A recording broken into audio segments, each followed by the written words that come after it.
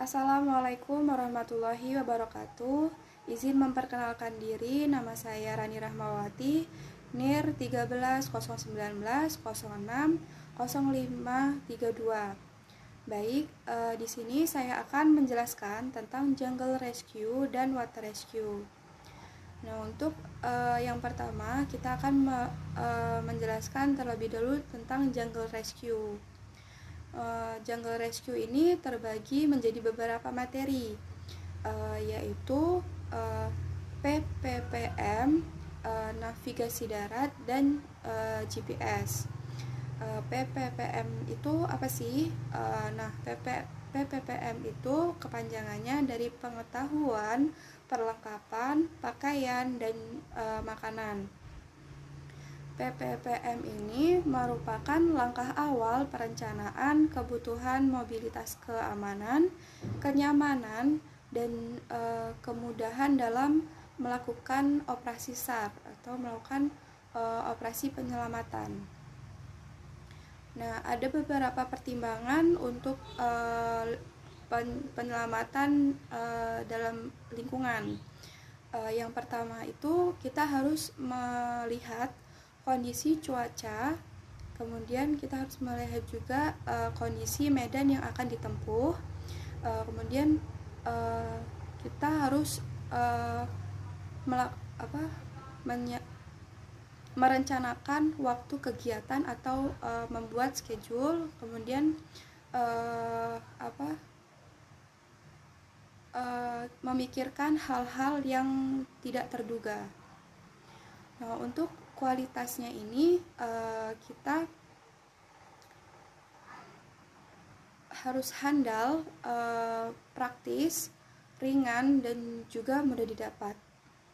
Untuk perlengkapan yang harus dibawa saat jungle rescue ini, yang pertama itu ada perlengkapan per orang dan juga perlengkapan pergu.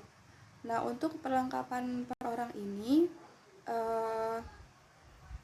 ada yang pertama kita harus membawa ransel, kemudian sepatu, topi, matras, sleeping bag, kompor, korek api, alat masak, kemudian alat mandi, golok tebas untuk menebas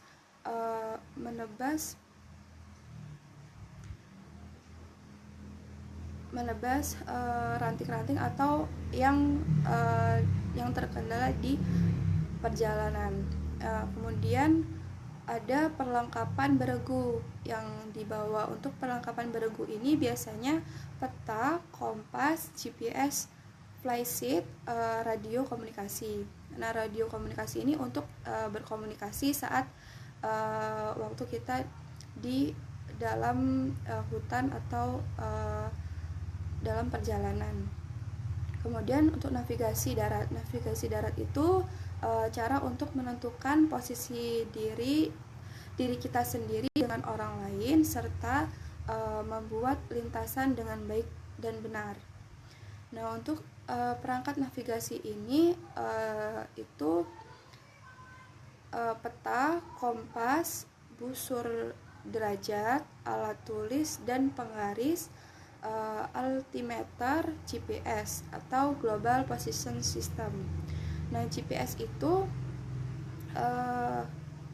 sistem untuk menentukan letak di permukaan bumi dengan bantuan penyelarasan sinyal satelit.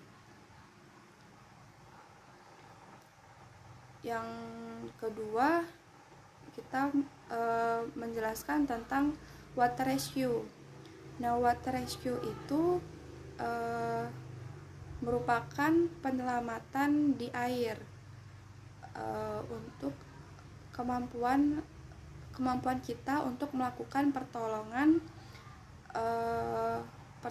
di air dan harus dimiliki oleh penyelamat. Saat di air itu kita harus mempunyai pengetahuan keahlian dan keterampilan pada pertolongan saat di air. Nah, untuk kemampuan pertolongan di air ini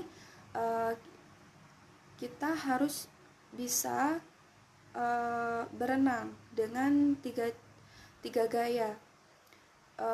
Gaya yang pertama itu gaya bebas, yang posisi kepalanya harus rata dengan permukaan, kemudian gaya dada dan juga gaya punggung. Kemudian kita bisa mengendalikan perahu karet dengan dayung dan juga motor tempel. Yang ketiga, metode dan teknik pertolongan di air dan juga pertolongan pertama saat di air, kemudian memahami sistem penanganan dalam keadaan darurat.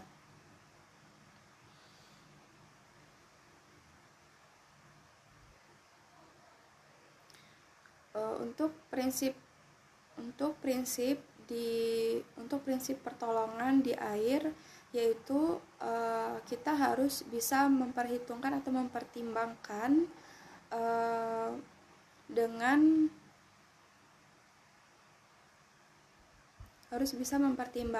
matang untuk memilih metode pertolongan yang tepat dengan resiko terkecil.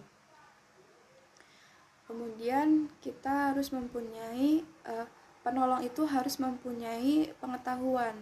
Nah, pengetahuan itu untuk penyelamat dapat mengambil keputusan yang tepat saat melakukan pertolongan itu. Yang selanjutnya itu kita harus memiliki keterampilan, dan kita juga penolong itu harus memiliki ketahanan fisik yang kuat. Jika tidak memperhatikan ketahanan fisik, kita sebaiknya tidak melakukan pertolongan. Kemudian berenang saat di lingkungan air itu yang pertama, faktor dari lingkungan biasanya terdiri dari arus. Kalau misalkan dari lingkungan berair itu ya, arus, kemudian berombak, kemudian binatang yang berbahaya. Nah, untuk faktor penolongnya itu mental dan juga fisik. Biasanya kalau misalkan fisiknya kurang, seperti kram atau cedera. Nah, untuk komponen keberhasilan pada pertolongan di air itu, yang pertama kita harus mengetahui tekniknya, dan kemudian keterampilan melakukan teknik, kemudian kesiapan fisik, kemudian keputusan untuk memilih teknik, dan juga kita harus bisa mengetahui cara memasuki air. Cara memasuki air itu bisa berjalan atau berlari, meluncur atau meraba di air. Untuk ciri-ciri korbannya itu biasanya cedera atau kram, kelelahan, dan juga tidak sadarkan diri. Untuk tahapan penolong saat di air itu ada reach, yaitu menjangkau atau meraih korban. Kemudian throw itu menggunakan alat apung yang dilemparkan ke posisi korban. Kemudian row itu kita harus mendekati korban menggunakan kapal kecil. Kemudian go itu kita mendekati korban dan kita memberikan alat apung. Kemudian ada throw atau carry.